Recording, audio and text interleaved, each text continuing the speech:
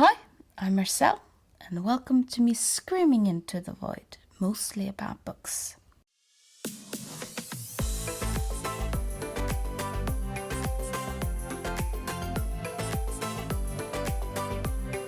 I have a project where I want to read a book from each country of the world. I have a video where I pick out 5 and 5 books based on Marble Factory's World Race video. And one of the countries that I'm now reading is Wales. And for Wales, I picked Feet in Chains by Kate Roberts. Now, one of the reasons why I wanted to read Feet in Chains by Kate Roberts is that she wrote in Welsh, and then it was translated into English. This edition was translated by Katie Grammich. So I thought that while I'm doing this project, why not sort of specifically try to read something that was written originally in Welsh. I'm not really sure necessarily what the book is about, except what I can read on the blurb, but I've understood that Kate Roberts is a very sort of huge author in Wales as a Welsh writing author. And when I mean Welsh writing, I mean she writes in Welsh. So I know that within Welsh literature, Kate Roberts is sort of one of the huge names there. So that's going to be fascinating to read. And talking about this book, reading about on the blurb, it says that it's a history book that spans 40 years and follows this one Welsh family during their sort of ups and downs, and how it sort of stops at the First World War. That was kind of a spoiler, but maybe not. The book was written in 1936, so it is a classic, not just a modern classic, but a classic, and I'll let you know what I think about it.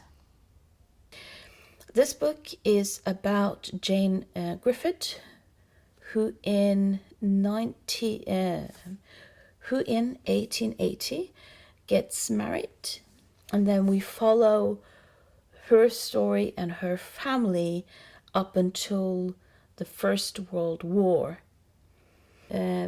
Jane Griffith is the wife of Ifan, and Ifan works in the quarry. They are quite poor, and they have 6 children who have to figure out their place in the world and how do they interact with all of these restrictions, but also requirements and demands from them, from around them. One thing is, for example, the demand that the children feel from their parents. This can be illustrated by, for example, Owen, which is one of the sons in this family, is very clever and intelligent, and he wins a prize for his cleverness at quite a young age. I think is about 10 or 12, and he gets a monetary reward for this. There is an expectation from his parents that this monetary reward should be given to his mother so that she can buy food for the family for them. And that is, of course, a universal idea. So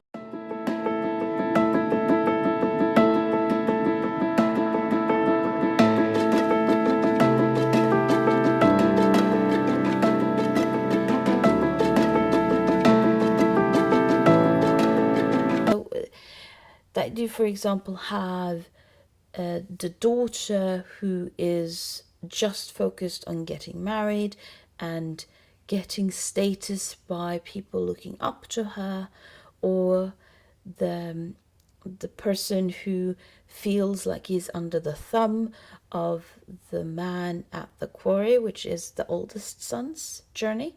He starts working in the quarry with his father because he isn't that he doesn't do that well at school as his younger brothers. So he goes to work in the quarry, and he feels he's being held back because the people working at the quarry is married to the father's ex-girlfriend, and who therefore uses everything they have in their power to make life suck for Ifan and the oldest son.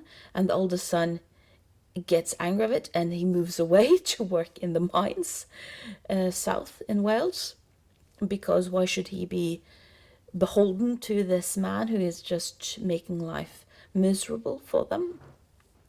And you have Owen, which is the middle son, who does well, sort of despite his circumstance, and everyone is surprised that he is doing well, and everyone is sort of wondering, oh, what can we do about this, and will he be able to live out his life as someone who is able to do well? Will he be able to go to school when his parents absolutely have no money to send him to school?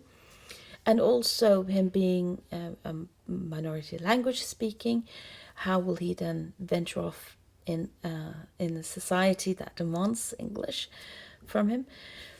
That's and then you sort of have the youngest son, who is also does well in school, but is less able to find his place and being beholden to all of these other demands, and starts rebelling in his own way, but being sort of in qualms about that, because he is given chances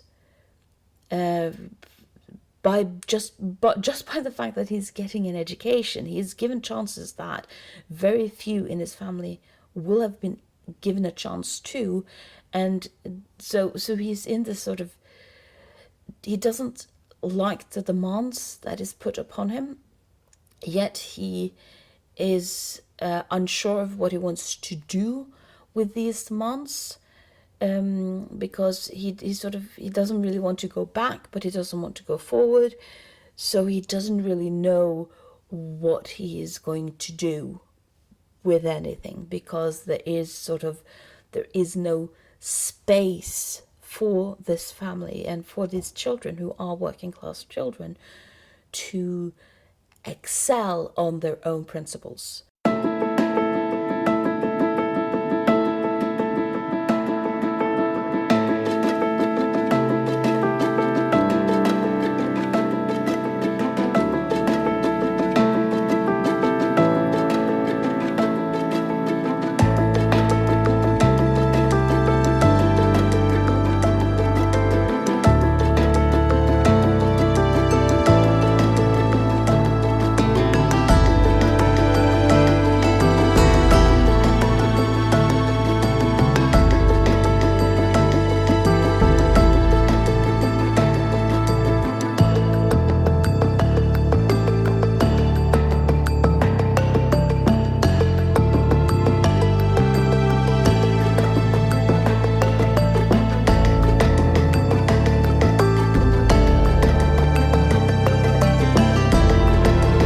They either have to find another place where they, within a working class system, where they can excel, as the oldest brother does, working in the mines, or they have to sort of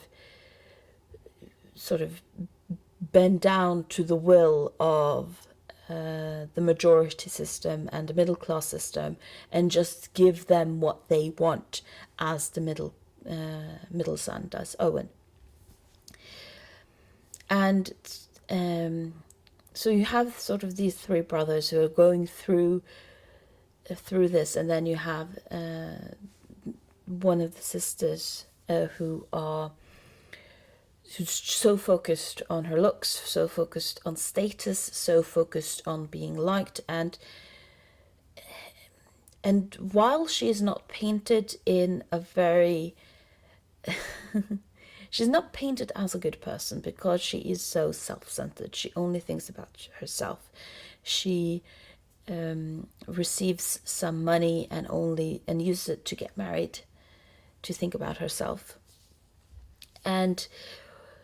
But while reading it, I am also being reminded of Jane Austen, and what Jane Austen was so good at presenting was the fact that there are no other options of making a life of yourself, of building yourself up out of. None of Jane Austen's characters were working class the way this family is working class, but there is no way of creating a life for yourself as a woman unless it's through marriage. And I think that what this book sort of does, especially the ending, is sort of reminding us that the daughter, Cyanide, isn't really doing anything different than what her brothers are doing, which is trying to figure out how can I create a life for myself when we have such limited possibilities. But because she is, in addition to poor, also a woman, she has even fewer ways of creating this life. So the majority of the stories about these 6 children are told through these 4 children. And of course, this being working class and trying to figure out how do I build myself up? How do I create something out of myself? How do I do better? How do I make something better? Is quite a universal story. And it's sort of, yes, she places this specifically in a Welsh town, but she might as well have been writing about a town in China, or a town in the US, or a town in South Africa, because so many of the things that she touches on regarding wanting to do better, and the sort of conflict between working class parents who are doing the best they can and their children who just want to do better, both clashes and complement one another. And thinking and this whole focus about the conflict of having to think about the group, having to think about one another, because you can't really excel without the help of other people. At the same time, if you don't think about yourself, you're never going to better yourself. And this sort of conflict and tension that you find are so universal regarding a topic like this. And I think that what Kate Roberts then does very well is making you understand the universal aspects of this type of story. And I think that Feet in Chains, there's a reason why it's called Feet in Chains, about sort of the servitude aspect of it, and about what are you willing to do to get out of poverty. And she is, while, for example, especially Cyanide is so condemned in one sense throughout of the book, there is still a very interesting discussion that Owen has at the end of his book, which sort of reframes a lot of what happens in the book, and especially her as someone who is, as I sort of have said, is doing the same things as her brother, but is doing it within the framework that she has available to her, as not just someone who is working class, but is a woman in the working class.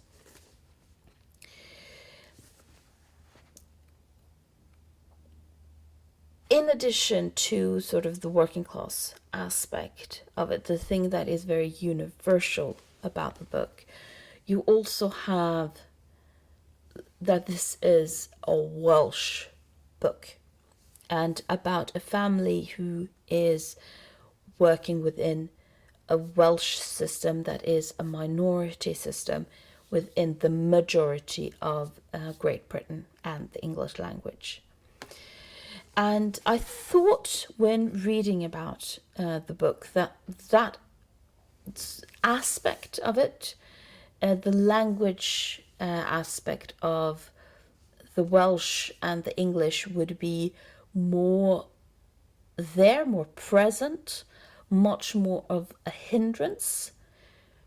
But it doesn't really sort of, it's not that present, and that of course can be a part of a translation perspective for it, that that the language barrier would be more present in the Welsh text, because I do know that, or at least the way I understood this translation, some of the discussions that are happening